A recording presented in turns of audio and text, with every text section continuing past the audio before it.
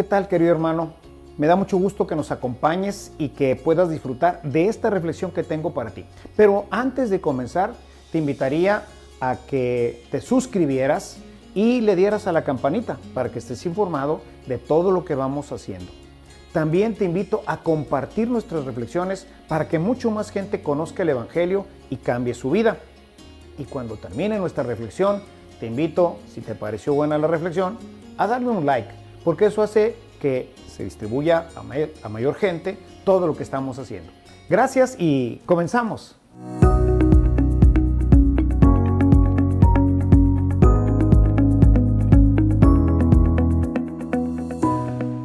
El primer día después del sábado, estando todavía oscuro, fue María Magdalena al sepulcro y vio removida la piedra que lo cerraba.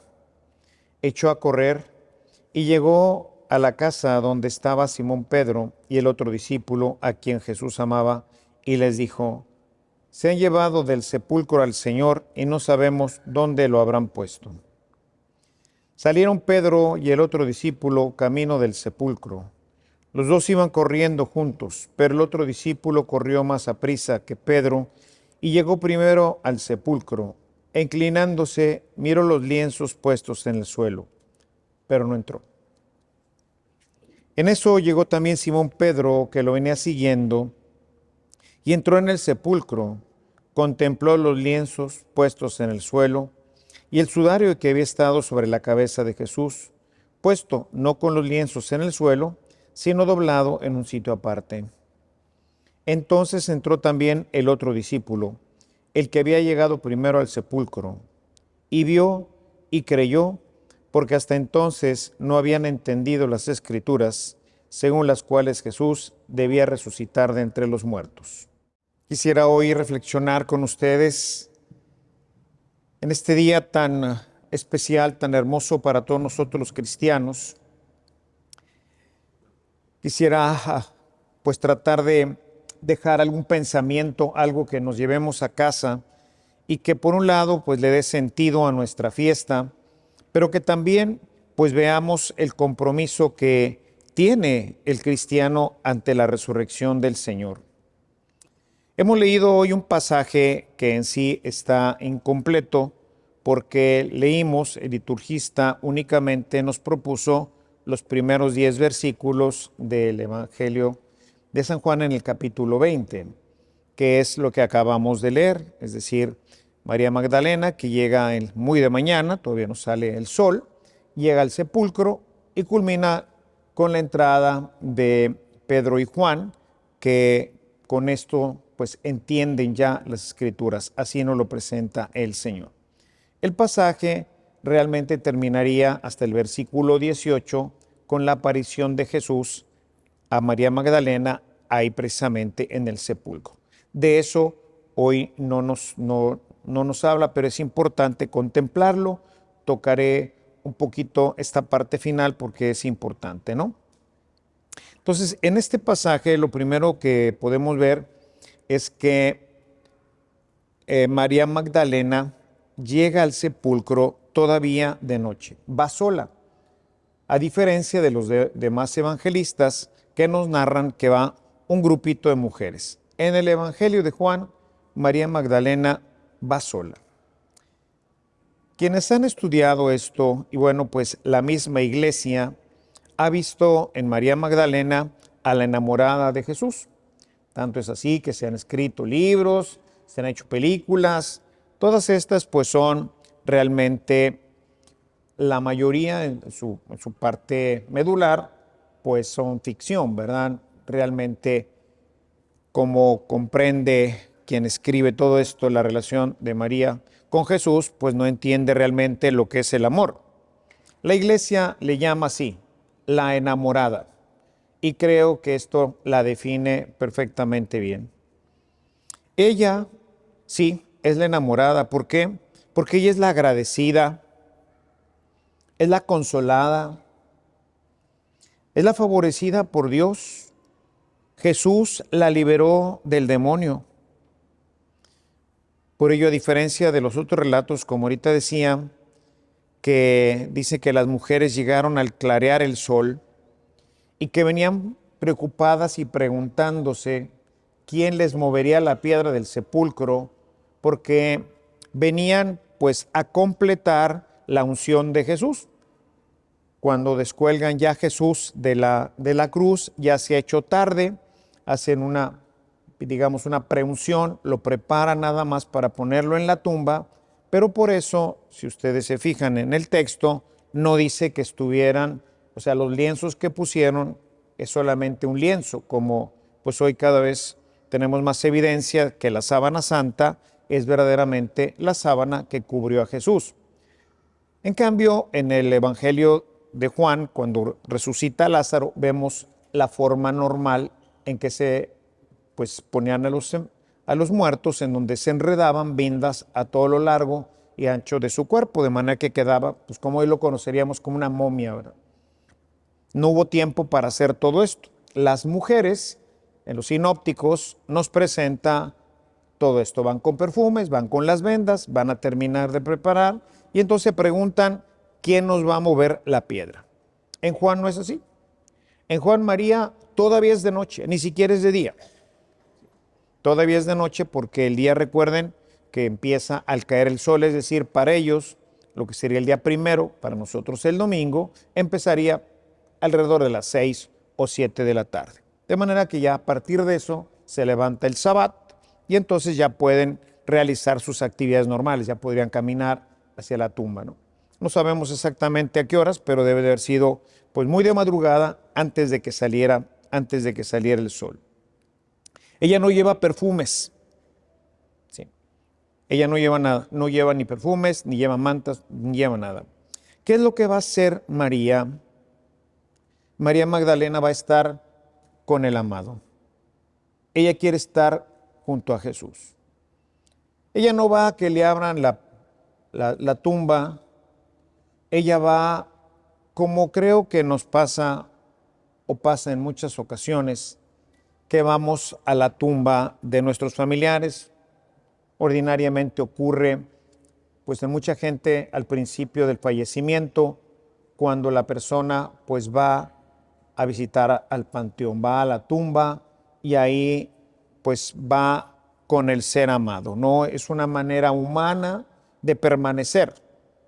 Sabemos que pues hoy nosotros los cristianos sabemos que en el momento de la muerte el alma se separa del cuerpo y habitará en el cielo esperando la resurrección de los muertos para volverse a unir con su cuerpo.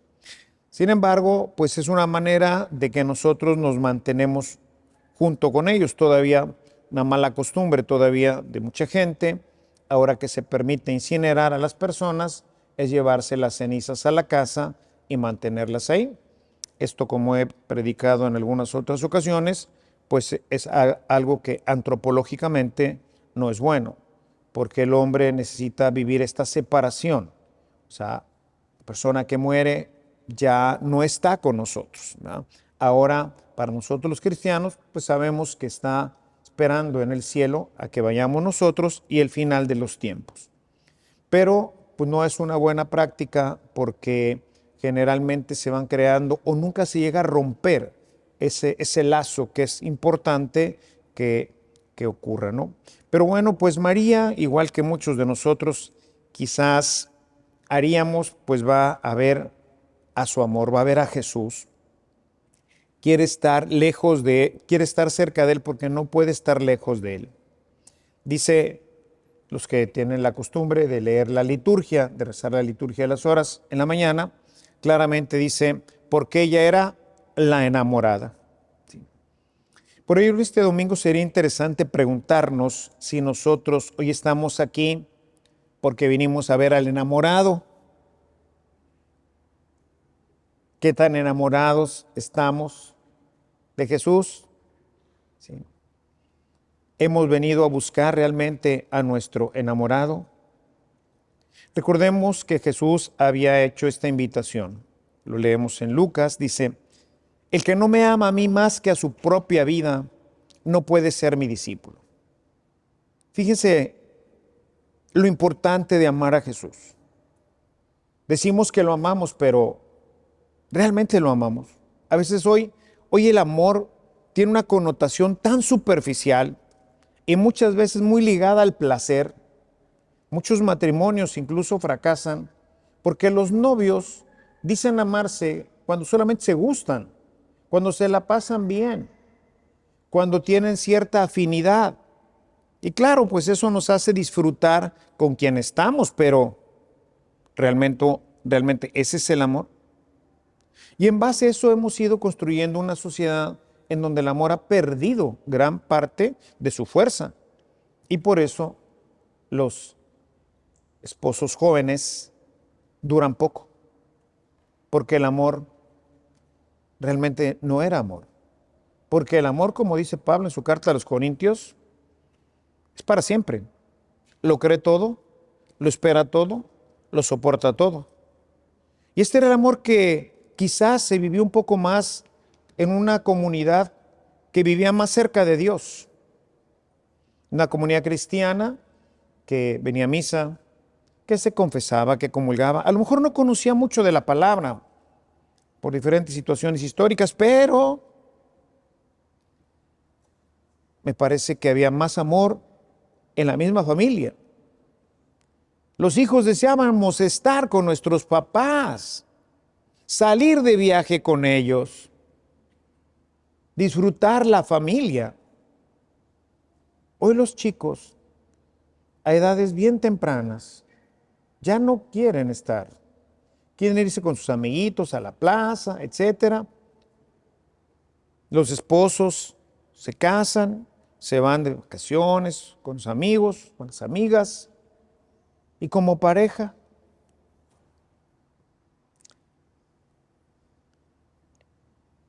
Así es como el amor de Dios opera en los corazones de nosotros. Esta forma de ser es la de los amantes de Jesús, aquellos que verdaderamente lo aman. Así deberíamos de ser nosotros. Y para que pudiéramos hacerlo de una manera más perfecta y más plena, el Señor nos regaló el Espíritu Santo, que nos dice Pablo que es el amor de Dios el que se ha derramado en nuestros corazones.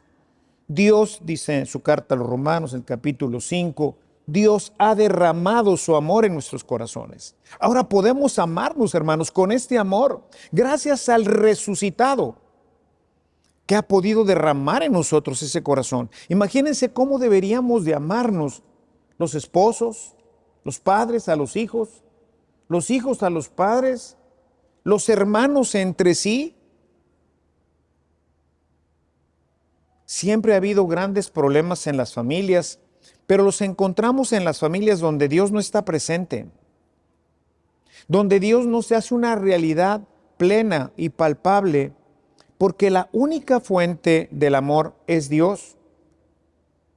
San Juan es una de sus líneas conductoras de toda su obra, el amor. Y en el capítulo 4, en el verso 8 de su primera carta, dice categóricamente, porque Dios es amor. Esa es su esencia. Y de ahí, cualquier amor tendrá que venir para nosotros. Debíamos llamarlo mucho más que María Magdalena, porque tenemos un amor más perfecto en nuestros corazones. María Magdalena todavía no ha recibido el Espíritu Santo, pero lo ama y no puede estar sin él. El que ama, mis hermanos, creo que estarán de acuerdo conmigo, busca estar con el amado. Este tema del amado es muy importante y muy evidente en San Juan. Imagínense lo relevante que es que en el Evangelio de Juan aparece el amor 47 veces. Se refiere de diferentes formas 47 veces solamente en el Evangelio. Es el Evangelio que más menciona esta palabra. Es una palabra súper importante, porque en eso está basada. Tiene que estar basada la comunidad en el amor. Recuerden que San Juan escribe a finales del siglo I, para la primera comunidad que ya ha avanzado en su camino, pero que también se encuentra con problemas. De hecho, una de las cosas que llama la atención en el Evangelio de Juan es que en Juan la autoridad, por ejemplo, la autoridad de Pedro, que en los sinópticos aparece como que Dios Jesús le entrega las llaves y le da potestad. Lo que ates será atado y lo que desates será desatado. En San Juan no es así. En San Juan la potestad de ser pastor, de ser el que guía, es el amor. Pedro, ¿me amas? ¿Me amas más que estos? Jesús, ante la declaratoria de amor de Pedro a Jesús, le entrega su rebaño. Él es el buen pastor. Es el que ama a las ovejas. Papá, mamá, ustedes son el buen pastor, el que ama a las ovejas, con el amor de Cristo. ¿Qué tanto amamos a Jesús? El enamorado, creo que también en esto estarán de acuerdo conmigo, quiere saber más de Él. Piensen en sus noviazgos. Conocerse. Y conocer en la Biblia quiere decir intimar. Llegar al corazón de la persona. Pero hoy nos conformamos con lo exterior. Los chicos hoy se conforman y lo que buscan no es conocer interiormente, profundamente a la persona, y por eso no la llegan a amar. Se quedan con lo bonito, lo atractivo, y desafortunadamente algo que engancha tremendamente, lo placentero. Pero no trascendemos, no vamos hacia lo profundo, hacia el corazón. Y esto es algo que tenemos que hacer también con nuestro Señor. Tenemos que conocerlo, lo conocemos por afuera. Si yo les pregunto a ustedes, ¿conocen al Señor? Pues probablemente la mayoría me dirá que sí, que conoce a Jesús. Pero realmente, ¿qué piensa? ¿Qué siente? Para conocerlo necesitamos orar, dialogar con Él, que es la forma natural del conocimiento, ¿no es cierto? Los esposos pasaron largas horas platicando, conociéndose, y empezamos hablando del cielo y de que qué bonito y las materias, los que se conocieron desde la facultad. Hablamos de nuestro trabajo, pero poco a poco fuimos hablando de nuestras familias, de nuestras costumbres, de nuestros valores, de nuestros pensamientos, para llegar finalmente a conocer en profundidad nuestros sentimientos. Realmente conozco que me amas y por eso tengo la confianza de entregarte mi vida. Por eso Pedro tiene que probarle que lo ama para que Jesús tenga la confianza de soltarle lo más valioso para él, a su iglesia. Pero nos quedamos en la superficie y no avanzamos. Y no avanzamos tampoco con Jesús, porque no pasamos largos ratos con Él. Santa Teresa de Jesús, hablando de la oración, decía, es pasar largos ratos con aquel que sabemos que nos ama. Y quizás tendríamos que agregarle, yo le pondría, a quien nosotros también amamos. Y quiero amarlo más. Y lo amaré más en la medida en que más lo conozca, porque Él ya me conoce completamente. Pero nosotros conocemos su corazón, le conocemos en profundidad. En ese diálogo, obviamente, que entra también el tema de la Sagrada Escritura. ¿Qué tanto le conocemos, hermanos? Llegar a amarlo, solamente podremos hacerlo a través de convertirnos en una persona orante. El enamorado de Jesús es una persona orante y es una persona que profundiza en la Sagrada Escritura, que está buscando verdaderamente conocer su corazón, pero también conocerlo a Él. Y conocemos a Jesús en su corazón, en sus pensamientos, en sus sentimientos, cuando leemos la Sagrada Escritura, particularmente en el tema de los sentimientos, cuando leemos a San Juan. ahí nos damos cuenta qué sentía Jesús, qué pensaba Jesús. Pero en muchos otros pasajes de los otros evangelios también. Otro elemento que podemos destacar de esta lectura es el papel que juega María como la mujer enviada. No es un hombre, no son los discípulos, es una mujer. Ella es la enviada. Y aparece muy interesante porque en un contexto judío no es el hombre, es la mujer. Y no nada más en San Juan. Los 4 evangelios son las mujeres las que van a verlo y son las mujeres las enviadas a dar la noticia de su resurrección. ¿Qué nos quiere decir esto, hermanos? La importancia que tiene la mujer dentro del proyecto de evangelización. Y aquí quisiera hablar a las madres de familia. Hermanas, ustedes son las encargadas, responsables, por parte de nuestro Señor Jesucristo, de evangelizar a sus hijos, de hacerlos conocer y de hacerlos amar a Cristo.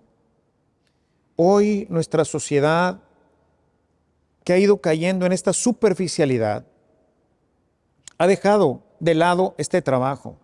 Y por eso los chicos se van ausentando de la iglesia.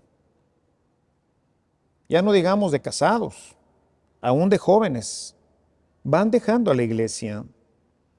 Porque no los evangelizamos, no los invitamos a conocer y amar al Señor. Les contamos historias, en el mejor de los casos. O los enseñamos a rezar el Padre Nuestro y el Ave María y algunas otras oraciones quizás. Pero el Señor quiere que seas como María Magdalena, una enamorada de Jesús, que contagie el amor a sus hijos, a sus maridos y a todo el mundo. La mujer tiene un papel bien importante que hoy hemos cambiado por máquinas, por oficinas, por automóviles, por prestigio, por fama. Y hemos perdido de vista como mujeres a qué fueron llamadas. Por eso ustedes nos llevan en su vientre durante 9 meses. Por eso es verdaderamente un latrocinio que una mujer mate a su hijo, que no lo alimente, que no lo amamante. Tienen un rol fundamental. Y en la iglesia, igual. Este texto es verdaderamente, junto con los otros sinópticos, pues muy elocuente.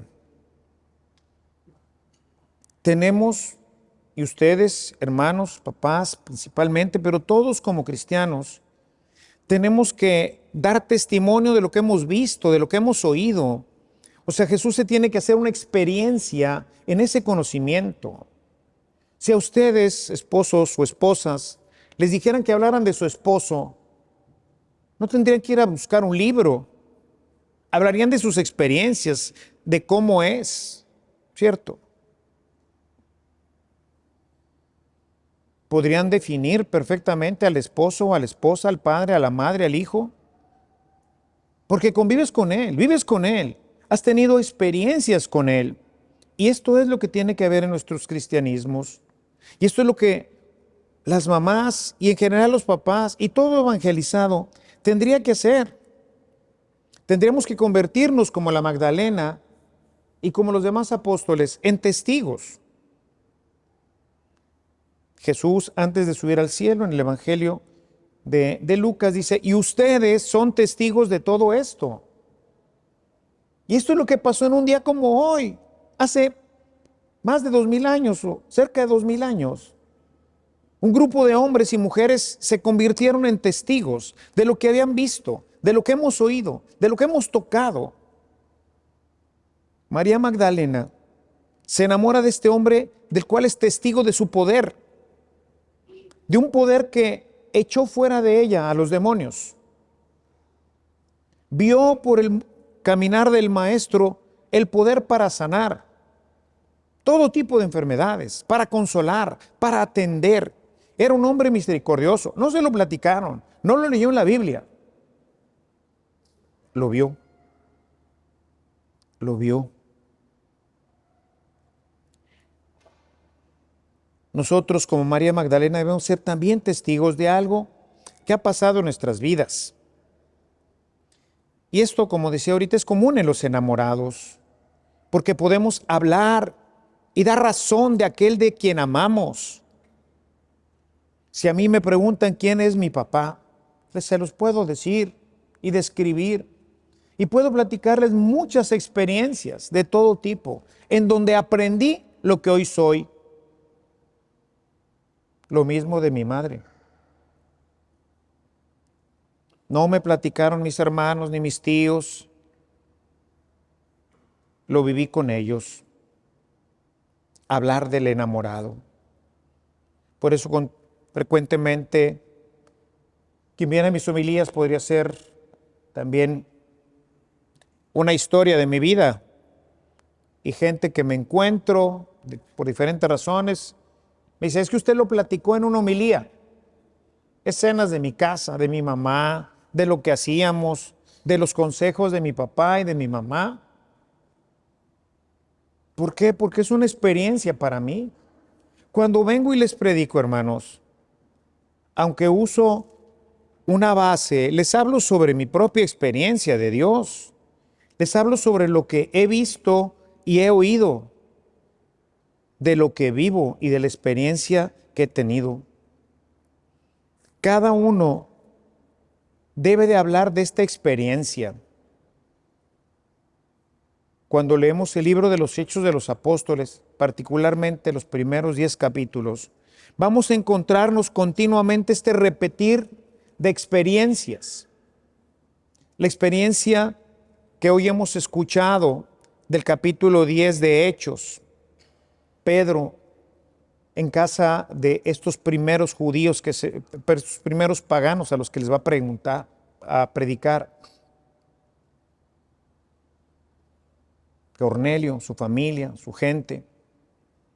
Nosotros somos testigos de todo lo que Jesús hizo, de todo lo que nos enseñó. Solo podemos predicar a Jesús si somos testigos. Y esto es lo que le puede dar un nuevo rumbo a nuestra vida y a nuestro mundo. Por eso hoy es un día bien importante, es un día de compromiso, es un día que tiene que abrirse para nosotros la esperanza, como se abrió la esperanza para los apóstoles. El mundo no puede quedarse como está. Nuestro mismo país no puede quedarse como está. Si María Magdalena y las demás, y Pedro y todos los apóstoles, se hubieran quedado en su casa, no habría cristianismo. Si nosotros seguimos sin hacer nada, sin evangelizar, ¿cómo vamos a cambiar a nuestro país? No pensemos en todo el mundo, a nuestro barrio, a nuestras familias, a nuestra sociedad. ¿Qué es lo que lo puede cambiar? ¿Otro presidente? ¿Diputados diferentes? ¿Qué lo va a cambiar? El mundo cambió por un día como hoy. Este día partió la historia y la partió para darle esperanza al mundo. Sí podemos tener una vida diferente. Esa es la esperanza del cristiano. Esas son las nuevas que trajo Jesús. Son las buenas noticias de Jesucristo. Porque solamente a través de Él hemos escuchado hoy en este texto de los Hechos. Solamente por Él podremos entrar en contacto con el Señor. Solamente a través de Él podemos vivir una vida diferente. La carta a los Romanos Dice Pablo en su primer capítulo, en el verso 16, no me avergüenzo del Evangelio, porque es poder de Dios para que todos los que creen alcancen la salvación. Y cuando hablamos de salvación, no nomás es llegar al cielo, porque Jesús vino a traernos vida, hermanos. Vino a traernos vida en abundancia. Hoy, right now. Para ti, para tu familia, para tu casa, para tus hijos, tus nietos, para todos. Es la vida en abundancia. Termino pues, mis amados hermanos, deseándoles unas muy felices Pascuas. Unas Pascuas de resurrección, que quiere decir esperanza en una familia mejor, en un país mejor, en una sociedad mejor. Eso quiere decir felices Pascuas. Pero os invito al mismo tiempo a que no nos quedemos solo con la fiesta, ni con la felicitación, sino que esta fiesta nos recuerde quiénes somos en el mundo y nos impulse a manifestarnos como enamorados y como testigos del resucitado. Alabado sea Jesucristo.